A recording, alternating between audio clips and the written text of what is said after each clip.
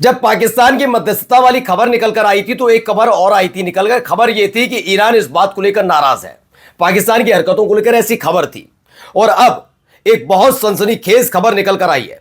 तो क्या वाकई अमेरिका के इशारे पर ईरान की डेलीगेशन, जिसमें अब्बास अरागची से लेकर ईरान की पार्लियामेंट के जो चेयरमैन है उन तक की हत्या की साजिश रची गई थी कि अगर यह डील पूरे अपने मुकाम तक नहीं पहुंचती, अमेरिका के सामने ईरान सरेंडर नहीं करता, प्रतिनिधिमंडल सरेंडर नहीं करता, तो उन्हें मारा जाना था। ईरान के प्रतिनिधिमंडल के इस्लामाबाद छोड़ने से पहले यह खबर कहां से निकल कर आई आपको दिखाऊंगा कि इन सब के बीच पाकिस्तान का फिर से बयान आया है। बयान यह कि भाई हम अभी बातचीत करवाने के लिए तैयार बैठे, लेकिन क्या इस लिहाज से बातचीत होनी चाहिए जब ऐसी खबरें निकल कर आए कि आपके यहां पहुंचा हुआ एक डेलीगेशन जिस पर अटैक की तैयारी हो रही थी, वो भी आपको दिखाऊंगा। और इन सब के बीच आपके चैनल ने जो कहा वो सच है ना। ईरान भी यही जानता था कि ये 2 हफ्ते का जो वक्त है, इस वक्त में मिडिल ईस्ट के अंदर अपना धराशायी हो चुका कुनबा फिर से खड़ा करने की कोशिश अमेरिका करेगा, और ये किया जा रहा है। इन सब के बीच तुर्की की खबर है, खबर गजा से भी निकल कर आई। जब ईरान और लेबनान पर नजर टिकी हुई है तो गजा के अंदर इजराइल क्या कर रहा है, और तो और नेतन्याहू के ताजा बयान ने यह जाहिर कर दिया है कि तमाम देश अब अलर्ट मोड पर रहे, क्योंकि अलग अलग देशों पर उनके हिस्सों पर कब्जा करके उसने एक नया बफर जोन तैयार कर लिया है जो आने वाले वक्त में कई अरब देशों के लिए सिरदर्द बन सकता है। नमस्कार, मैं हूं प्रज्वल गौतम और आप देख रहे हैं the live TV. The live TV, सच सबसे आगे। सबसे पहले जरा देखिए, ये खबर निकल कर आई है, दावा किया जा रहा, आरटी की खबर है खुद। Real worry now is will Israel or Trump target Iranian leaders as soon as they take off from Pakistan? Chance of this happening is really high. ये कहा जा रहा है कि जो प्रतिनिधि मंडल है वो वहां से गुजरता है तो इजराइल और ट्रंप का टारगेट है कि ईरान के इन नेताओं को निशाना बनाया जाए, जिसमें अब्बास अरागची बहुत ज्यादा चर्चा में रहे। उनके तेवर, उनके बात करने का तरीका, लगातार ईरान पर हो रहे हमले के बीच जनता के बीच जाना, अब्बास अरागची का एक सही तरीके से, तथ्यात्मक तरीके से अपनी बात रखना, चुनौती देना, तमाम चीजें आंखों में खटक रहे हैं, खास तौर पर ट्रंप की आंखों में खटके अब्बास अरागची। वहीं जो संसद के चेयरमैन है उनको लेकर भी खबर निकल कर आई, वो भी वहीं पर मौजूद थे, तो कि इनकी हत्या की साजिश रची जा रही थी, क्योंकि Trump target Iranian leaders as soon as take off from Pakistan. वो बात अलग है कि उसके बाद एक वीडियो आई निकलकर और कहा जा रहा है कि फिलहाल तेहरान पहुंच चुके हैं सब। ये वीडियो थी जो हमने थोड़ी देर पहले भी आपको दिखाई। देखिए, प्रेस टीवी की खबर, निकल गए सब।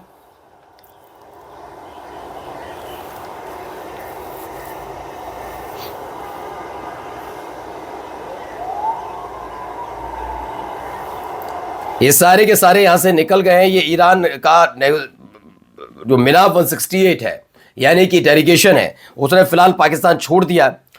देखिए, Pakistan is on high alert to make sure the Iranian delegation returns to Iran safely, aka why there is no footage of them getting on the jet. There are many people speculating that Israel or even the US could attempt to shoot the plane out of the sky. ये एक लगातार चर्चाओं का विषय बना हुआ है कि ईरान के डेलीगेशन का गाड़ियों के रास्ते से गाड़ियों से होते हुए जाकर वहां तक पहुंचने का तो है फुटेज, लेकिन उसके बाद की फुटेज नहीं जारी की गई, प्लेन की फुटेज जारी नहीं की गई है। अच्छा, ये खत्म क्यों हुआ? हम सरेंडर की शर्त स्वीकार नहीं करते। इस्लामाबाद में अमेरिका के साथ बातचीत विफल होने के बाद ईरान ने कहा, ये चाहते थे ये कहा जाए कि ईरान ने सरेंडर कर दिया है, जिससे ट्रंप की साख बच सके और उसके अपने देश में जो उसके खिलाफ नफरत फैली हुई है, जो उस व्यक्ति से उनके अपने देश के लोग चिड़न महसूस कर रहे हैं, गुस्सा है, वो खत्म किया जा सके। क्योंकि राष्ट्रपति के तौर पर अमेरिका की जनता ने मोहर लगा दी कि सबसे गंदा और सबसे ज्यादा कुनीतियों को और अपनी हरकतों से बाज आने वाला अगर कोई राष्ट्रपति है तो वो यही है। ट्रंप के लिए मैं नहीं कह रहा, ईरान नहीं कह रहा, कोई और नहीं कह रहा, ये अमेरिकन ने कहा। उसके बाद उनकी साख पर पट्टा ना लगे और अमेरिका के लोग नाराज ना हो, इसके लिए अब ये किया जा रहा है कि देखिए हमने ईरान को झुका दिया, लेकिन ईरान ने कहा नहीं, हम सरेंडर की शर्त स्वीकार नहीं करेंगे। अब एक और फुटेज आई है निकलकर, इसी फुटेज का मैं जिक्र कर रहा था, ये होगा, ये देखिए कितने मिलिट्री प्लेन खड़े हुए हैं आपके सामने, देख सकते हैं कई मिलिट्री प्लेन खड़े यहां पर। यह दावा किया जा रहा है दर्जन भर अमेरिकन रिफ्यूलिंग टैंकर, जिसमें KC-135 आपको पता ही है KC-135 ऐसे 8 मार गिराए थे सऊदी अरब में। KC-46 are currently lined up on the runway at Ben Gurion airport today. बताया जा रहा है ऐसे दर्जन भर KC-135 पहुंचाए गए बेन गुरियन एयरपोर्ट पर। American tankers at Ben Gurion airport, एक एक करके सारे के सारे वहां पर पहुंचे हैं।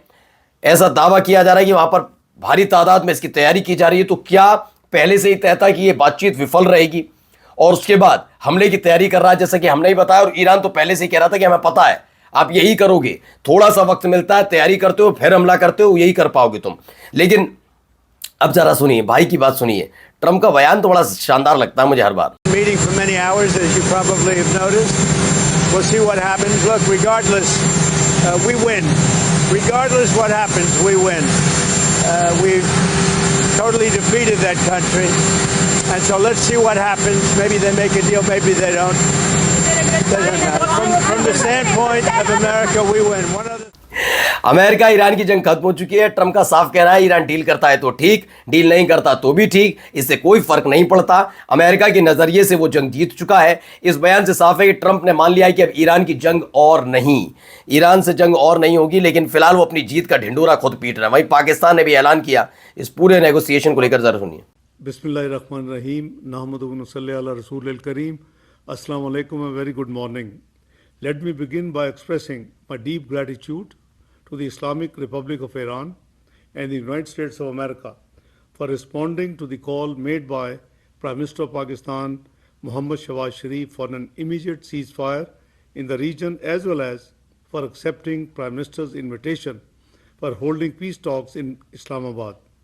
The delegation of the United States of America was headed by the US Vice President J.D. Vance, and the delegation of the Islamic Republic of Iran was headed by Speaker of the Iranian Parliament, Bakhar Ghalibaf, arrived yesterday. चलिए मैं बताता हूँ क्या कह रहे हैं। दोनों पक्षों के बीच कई दौर की गहन बातचीत हुई। उम्मीद है कि दोनों पक्ष आगे भी बातचीत करेंगे और ऐसे नतीजे पहुंचेंगे जिससे वे पूरे क्षेत्र में शांति स्थापित हो।